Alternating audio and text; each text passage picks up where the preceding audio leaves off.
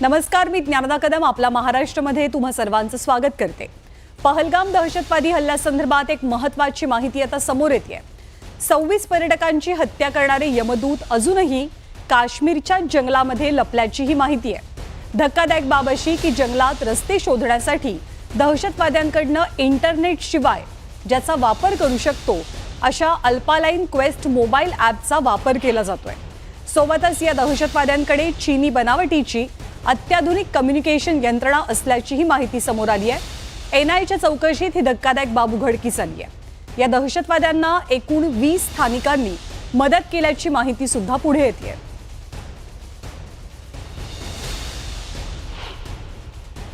तर या दहशतवाद्यांकडे कोणती यंत्रणा आहे ज्या यंत्रणेच्या द्वारे ते तपास यंत्रणांना चकवा देतात।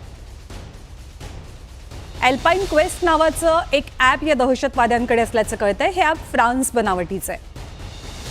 दहशतवादी नियंत्रण रेषेवर घुसखोरी करण्यासाठी या ॲपचा वापर करतात। आयएसआयनं हे ॲप्लिकेशन दहशतवाद्यांना उपलब्ध करून दिल्याची माहिती आहे। अल्पाइन क्वेस्ट ॲप हे ऑफलाईन म्हणजे जर इंटरनेट नसेल तरी सुद्धा काम करतं आणि तुम्हाला रस्ता दाखवतं। या अल्पाइन क्वेस्टद्वारे कुणीही अगदी सहजपणे मार्ग शोधू शकतो। दहशतवाद्यांकडे चीनी बनावटीची ही कम्युनिकेशन यंत्रणा असल्याची सुद्धा माहिती मिळते आणि कमांड सेंटरशी म्हणजे आपापल्या आकांशी संवाद साधण्यासाठी या यंत्रणांचा वापर केला जातो आणि ही यंत्रणा सुद्धा इंटरनेट शिवाय वापरता येते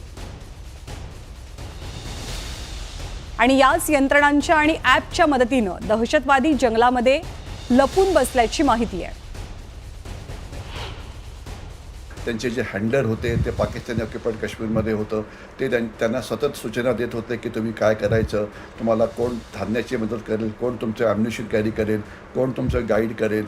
आणि हे सगळं अशा फोनच्या मदतीने केलं जात होतं की जे फोन भारतीय नव्हते, जे फोन चीनी होते आणि एन्क्रिप्टेड होते। त्यामुळे त्यांना शोधणं हे फारसं कठीण होतं।